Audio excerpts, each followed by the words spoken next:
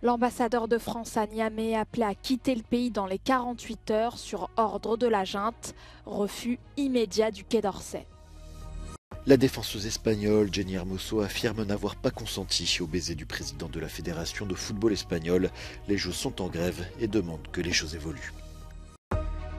La Turquie et l'Ukraine en discussion au sujet de l'exportation des céréales ukrainiennes. Le ministre turc des Affaires étrangères s'est rendu à Kiev. La junte a ordonné ce vendredi le départ de l'ambassadeur français de Niamey et ce dans un délai de 48 heures. Le Quai d'Orsay a aussitôt indiqué que les putschistes n'avaient pas autorité pour faire cette demande. Une demande qui intervient alors que la CEDEAO maintient toujours la pression sur la junte. Instruments include the use of force.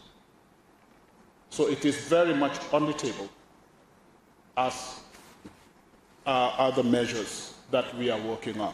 But if peaceful means fail, ECOWAS cannot just fold its hands. Un recours à la force de la CEDEAO auquel la junte se prépare, puisqu'à l'issue d'une visite de ses alliés maliens et burkinabés jeudi, elle les a autorisés à intervenir sur leur sol en cas d'agression.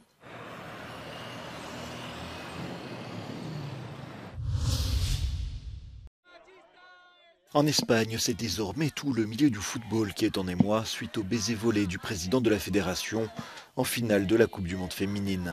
Les joueuses de la Rora sont en grève tant que les dirigeants actuels restent à leur poste et nombre de voix se font entendre pour qu'une prise de conscience ait lieu au plus haut sommet du foot espagnol.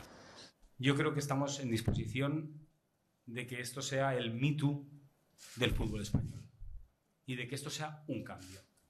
Y por lo tanto el gobierno quiere advertir de eso, quiere ser muy contundente a la hora de decir que hay cosas que no pueden volver a pasar. Ce vendredi soir, Jenny Hermoso a publié un communiqué. Elle y affirme que le baiser n'était pas consenti, expliquant s'être sentie vulnérable et victime d'une agression de la part de Luis Rubiales.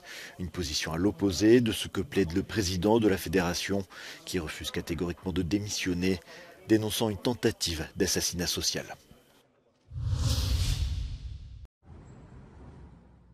Le Kremlin dément tout lien avec le crash d'avion qui a coûté la vie à Yevgeny Prigojine et à plusieurs de ses proches collaborateurs.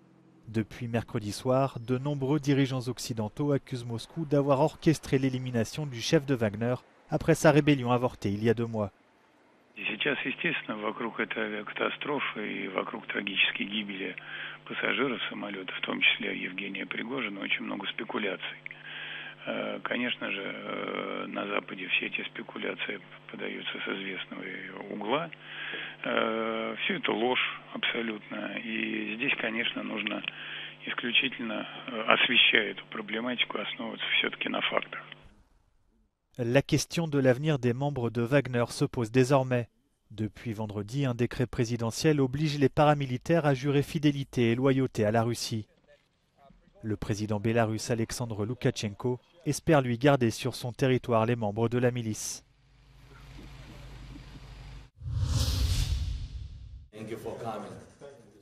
La Turquie et l'Ukraine en discussion au sujet de l'exportation de céréales ukrainiennes. Le ministre turc des Affaires étrangères a été reçu à Kiev par Volodymyr Zelensky, alors que la Russie a refusé au mois de juin de prolonger l'accord. Şu anda tahıl ihracatı için alternatif yollar arandığını biliyoruz. Ancak bu yolların orijinal girişime alternatif olamayacağını ve riskler barındırdığını da görüyorum. Le président ukrainien a mis en avant la collaboration de son pays avec la Turquie à l'issue de l'échange. Говорили про формулу миру та підготовку глобального саміту миру. Про ситуацію, яка склалася через підлі російські удари по зерновому експорту в Чорноморському регіоні. Очевидно, що це удари по глобальній безпеці. І разом з Туреччиною ми можемо крок за кроком безпеку повертати, що вже неодноразово доводили. Moscou dénonce de son côté des entraves à ses propres exportations de céréales du fait des sanctions occidentales. En représailles, les forces russes ont ces dernières semaines frappé plusieurs infrastructures portuaires ukrainiennes à Odessa et dans les ports du Danube.